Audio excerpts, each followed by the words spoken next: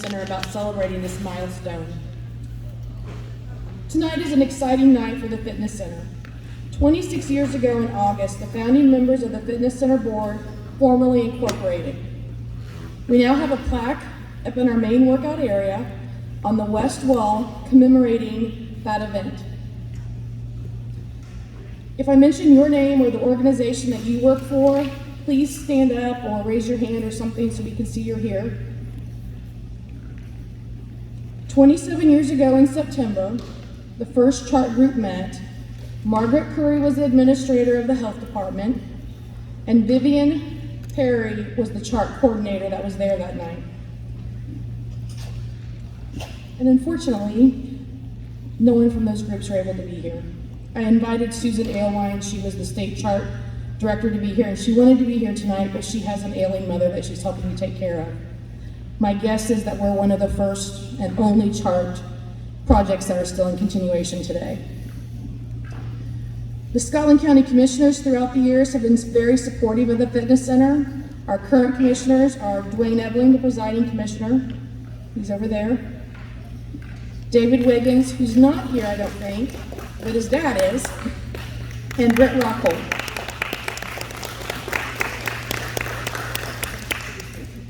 NAP credits, grants, and donations have been very instrumental to the Fitness Center's continued success. In addition to the health department and the county commissioners, other supporters throughout the years have included the Missouri Foundation for Health, Tri-County Electric and their partners. I don't know if anyone's, well, Doug's leaving, he's part of Tri-County Electric. Scotland County Rotarians, I'll just tell you all that early on they helped to fund the 501c3 application. The Scotland County Schools, the Northeast Missouri Health Council, and many others. We'd also like to thank some of the local businesses who have helped, and these businesses included KMEM, which started way back with Sam and Sheila Berkowitz, and I know Sheila's here. There she is, okay. The Memphis Democrat, which started with Chris and Carrie Feeney, they're over there. Pepsi with Mike and Beth Johnson, and I know that I saw Christy Cerrone here, and she works at Pepsi. Okay, there she is. And also a thank you to Girth's, Fritz and Janet Girth, who are not here, but Jeff Behrens, and he allows us to sell so many memberships up there. We appreciate everything that you guys have done to help out the Fitness Center. And I'd also like to mention those that have been here, one person only that has been here since the Fitness Center doors opened, besides one of our founding board members, is Sharon Bradley.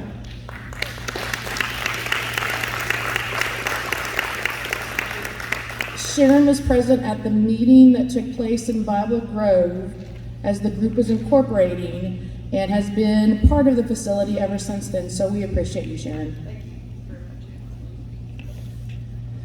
Tonight would not have been possible without the support of the community. So what I'd like to do now, when she's ready,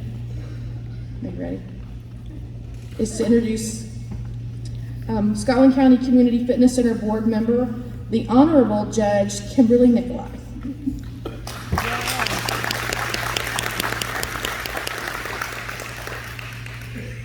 Thank you so much. Thank you all for being here this evening. It is my honor this evening to introduce the speaker. Ernest Richard Weber Jr. was born in a farmhouse in Clark County, Missouri on June 4th, 1942, son of E.R. Weber and Frances Weber. After graduating from Prairie View Elementary School near Crawford, Missouri in 1956, he enrolled in Memphis High School, graduating in 1960. He entered the freshman class at the University of Missouri in the fall of 1960, graduated with a BA degree in business in 1964, before entering law school at the University of Missouri in 1967. In September 1967, he was appointed prosecuting attorney of Scotland County, was elected prosecuting attorney of Scotland County, and was appointed prosecuting attorney of Putnam County. He married Peggy Washley on July 6, 1968. His oldest daughter, Erin, was born February 21st, 1971. Nikki was born March 17th, 1974. He was appointed State of Missouri Circuit Judge of the First Judicial Circuit, January 15th, 1979, to fill the vacancy created by the mandatory retirement of Frank Cotty. On December 26, 1995, he was appointed by President William Jefferson Clinton as United States District Judge of the Eastern District of Missouri. He assumed inactive senior judge status September 1st, 2022. Judge.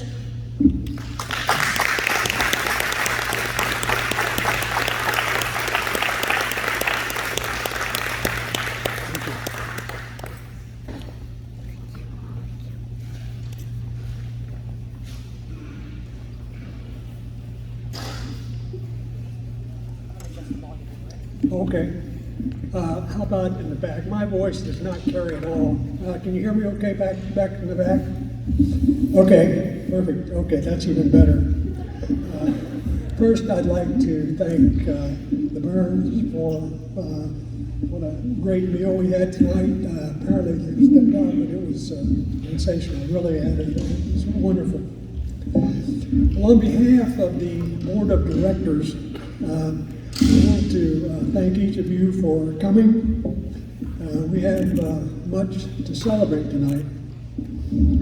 We will first look back at the beginning of this wonderful center, especially recognizing those who were so determined to make Scotland County a better place to live. For those who did so much and are no longer with us, their names will be mentioned and unintended smiles will appear on many faces.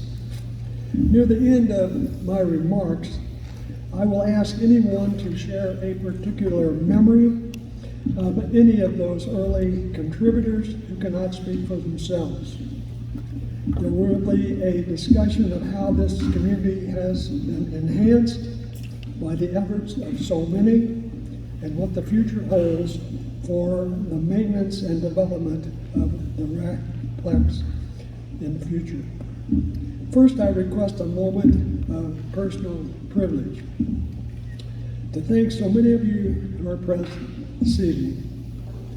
Understanding the help and prayers of making it possible for a pig farmer to learn the lessons of precious country life, to survive and occasionally share with others what I learned here, and which I am able to pass along to many in St. Louis.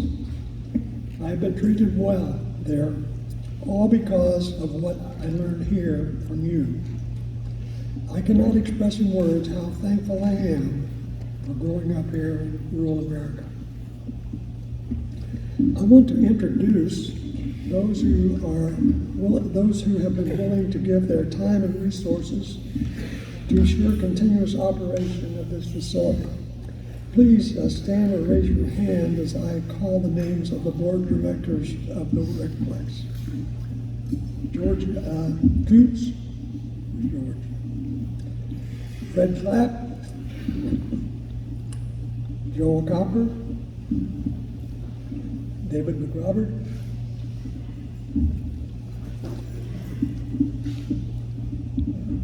Jason Emerald, okay, Kim Ludwig, Tim Nikolai, Derek Weber, Megan Weber, Dustin Swearingen, and Melissa Campbell. Would you please show your appreciation for all of them?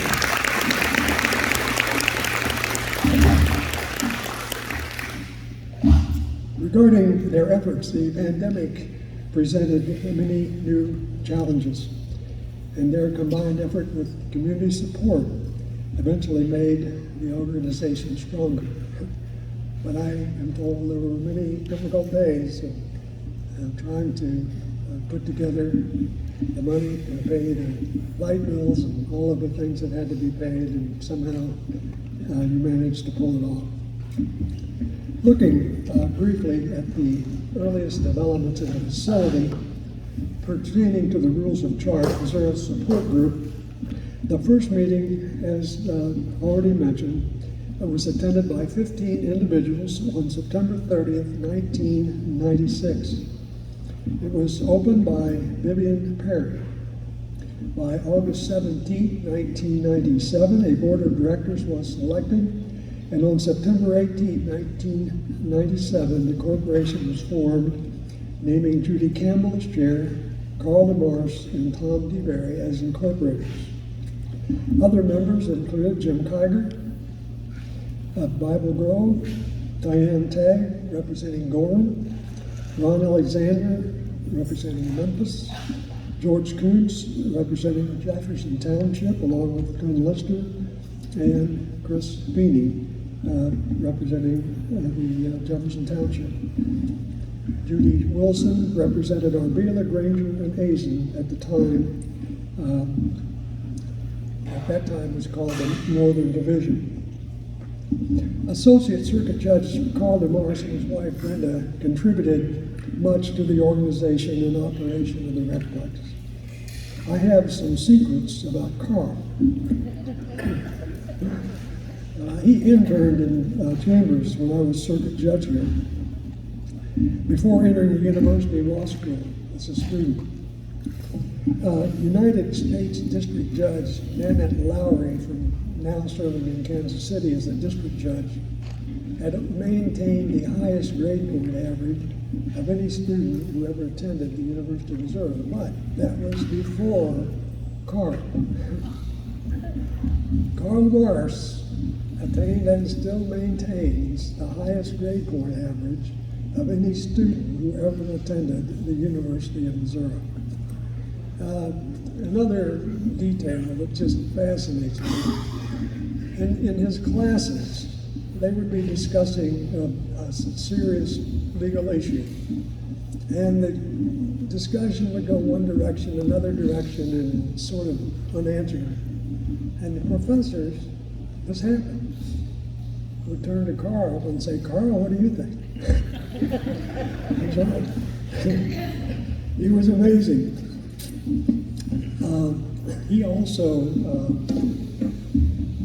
his style and his intelligence and integrity caused the Missouri Supreme Court to appoint him as chair of many important committees all over the state. That was little known. He didn't brag about himself.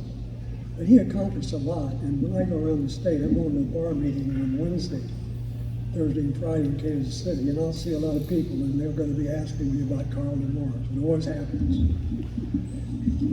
He acknowledged that Kim asked him to share remembrances from the early history of the fitness center, and he wrote a 3-page letter on August 24th. I won't read all 3 pages, but a few of the points should be shared. He sends, first of all, his regrets for non-attendance, warm regards and congratulations on another year of service. He observes without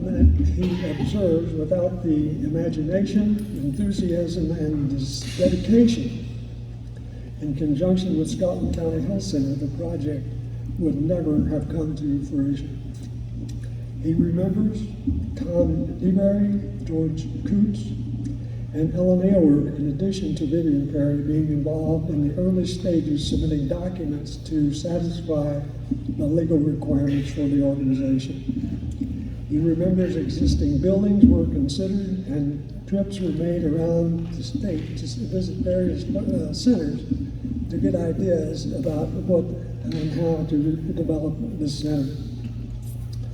Then appeared the eligibility of the former coast-to-coast National Garment Micro-Energy Building, which Tom DeBerry bought on behalf of the board at a foreclosure auction. Those involved in hands-on work in electrical installation, painting, and other tasks included, among others, Mike and Beth Johnson, Dallas Shoemaker, Dave McRobert, and Fred Clapp. Original weight room equipment was acquired at a favorable price from a surplus auction at Truman University. After a brief period of operation, the board turned to considering addition of the gymnasium. Donations were received in 2004 and 2005, allowing this magnificent gymnasium to be built. Carl recalls taking Shane Hall's place in 2000 and serving until 2018 or 2019. He recounts what was accomplished, came through, and I have this in quotes and highlighted. Many people who gave and continue to give so generously of their time, talents, money, and resources. The following statements, above all, highlights the contents of Carl's letter. He has said as follows: the fitness center, and this is so meaningful for the group and everyone here, because I've heard a couple comments tonight and I know exactly what he's talking about. The fitness center stands out in my mind as one shining example among many of the unselfish community spirit, the commitment to doing great things with the highest possible level of quality that makes Scotland County such a unique and enjoyable place to live. You know, who could ever say it better than that? It's the way it is. Shortly, I'll ask many of the initial board members or early engaged participants to tell a favorite story or two, and I would especially like to hear others who would share statements of those who work so hard and who are no longer with us to speak for themselves. I know from observations many lives have been extended, many friendships have been formed, many have discovered within themselves resources of strength and energy of their bodies never before imagined until they began coming here regularly. I hope some who have been resistant in coming here, believing they do not need to exercise for stable health, will take the leap and visit and see all of the options available for enjoying better health, making new friends, and generally expanding new life experiences. Now we ask what lies ahead for maintenance of what is here and for potential expansion. Obviously, that means commitment by many who have already given so much and encouragement by others who will step up and contribute time, energy, and resources to make this place even better. Your presence suggests you know what keeps the furnace and air conditioning turning.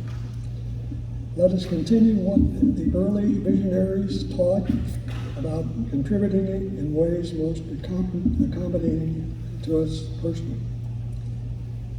Now, if anyone would like to share with us some of their brief statements about experiences in the early development of this incredible place, or in particular, for those who are deceased, you have stories about them and their contributions. I know that there are some, and certainly including me, who would like to hear from you.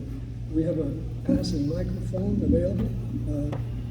She did a magnificent job, and others setting this up and getting all this equipment and everything. And so, could we see some hands of some people who want to say something about others who made such good contributions to this facility? Mr. Feeney.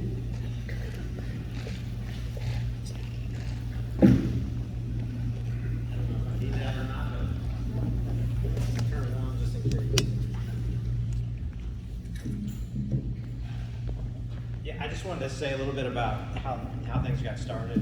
I don't think you can say enough about the importance of Vivian getting things rolling. When the cart started, it was basically a community health assessment, and one of the things that came out of that was a need for this facility, and it was going to end there. It was going to be just a study about what we would need. She wouldn't let it in there. She got the group together, she got the board together. She was very instrumental in that, and I know George and and Tom, and I know I'm forgetting names, but those guys, they took it and ran from where she started it, but she deserves a lot of credit for getting it rolling, and I don't think we would have it without her. Tag, who's it? I was on the board, I was on the board before it got incorporated, I think. I was involved when we were doing envelope stuffing at the old school. And I remember Judy Campbell, I don't know that she was mentioned, but she was chairman of the board for a while. She was a major force to be reckoned with. She could accomplish a lot. It's her and Tom and Carl, Mike Johnson were on the board too with me. Like started out, we had the building here. I remember stuffing envelopes and making decisions about buying that first equipment from the auction at Truman. And I think there was a Philip in the Extension Center that was in, I don't remember his name. My memories of it, the background work before it got started. Was his name Dan Redley? Yes. I've been reading the history a lot lately. And I have no idea what year I was involved, but I was involved, and I think maybe Diane joined, was appointed after I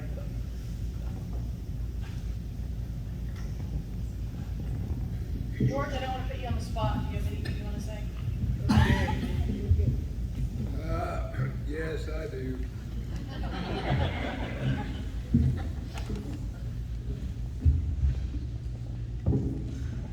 Well, one of the things that sticks in my mind is one day we discovered that Truman State, Missouri, was going to have a surplus sale on fitness equipment.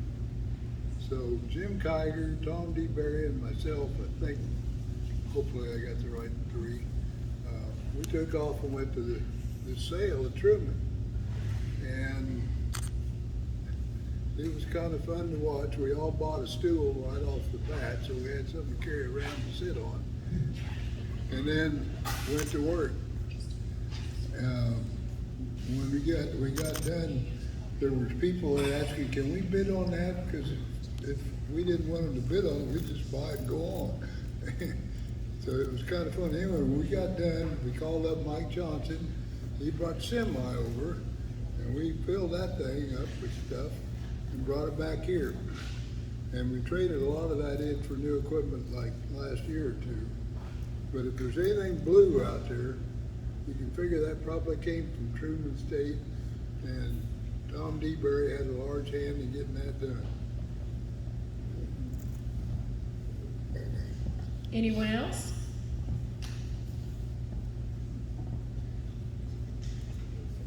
Thank you.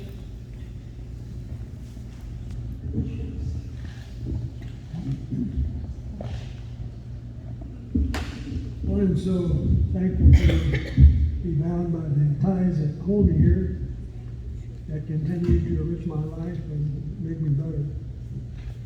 Only by living here to go to another place can I ever understand how God so richly blessed me in living in this community.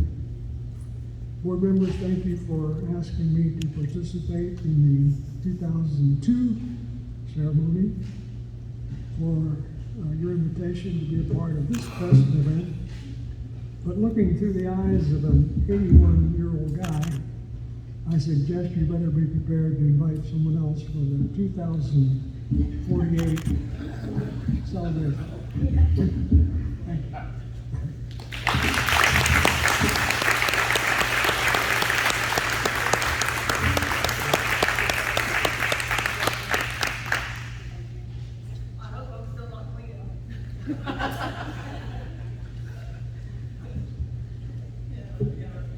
As a sidebar, Carl wrote in his letter that one of the, I'm going to find the right word for it.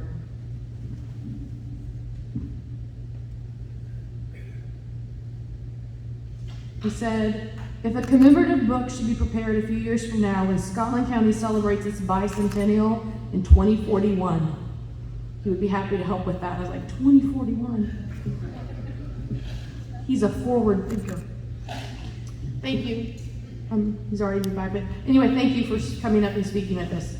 We appreciate that.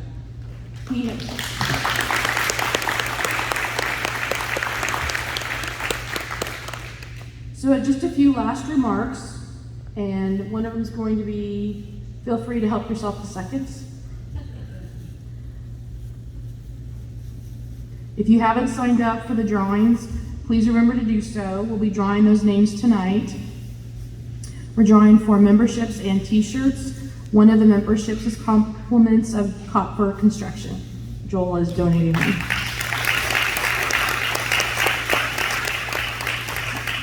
If you don't win a t-shirt but you would like one, we have some that you can purchase. We have some in stock tonight, and we can order your size if we don't have it.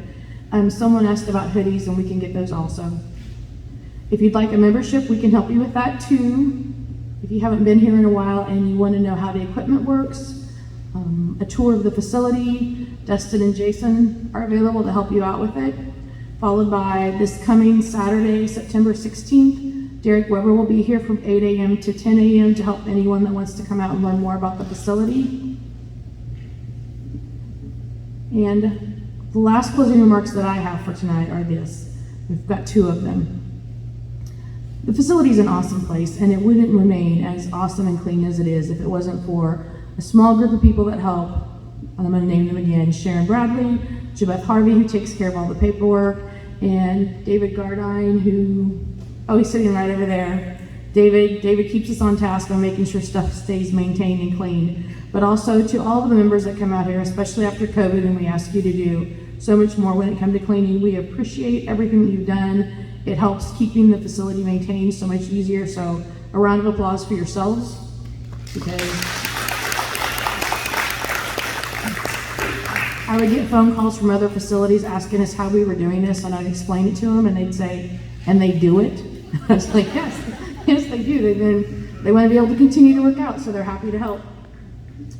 Finally, the Scotland County Community Fitness Center Board would like to thank everyone for attending tonight. The facility would not be what it is today without you. Thank you. Anyway.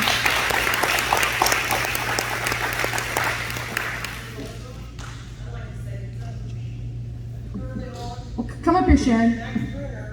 Was my buddy out here. He helped me clean.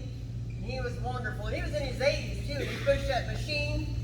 It was so hard to push because I'd done it before.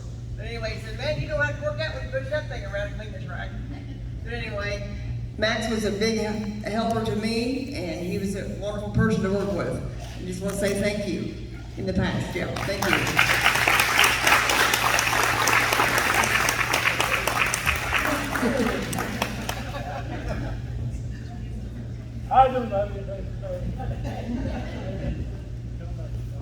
Just one more thing. In closing here, we as a board want to recognize Melissa.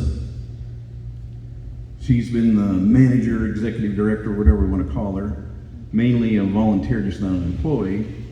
We had a great big loss this year with Tom DeBerry, and the only person we knew that could fill his shoes was the person that wrote grants, was on the radio with him, and spent timeless hours on insurance. So Melissa, thank you. This is from the board.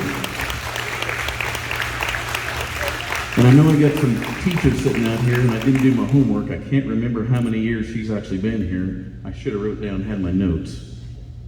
It's pretty close to 20 years. And it's been a lot of hard work, a lot of texts, a lot of calls. Her and Jo Beth get calls all the time, and they deal with it, and we thank you very much.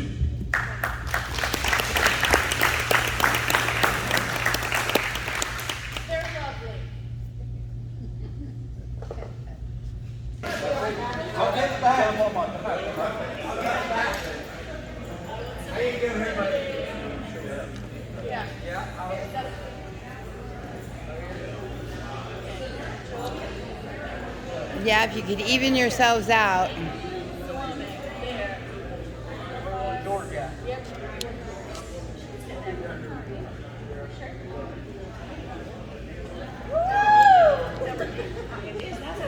Have we got everybody?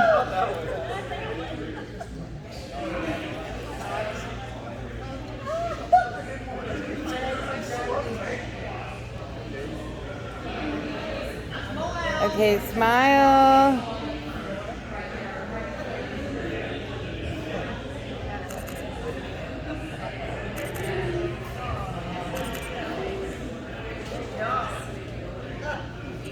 Okay, we got it. Thank you.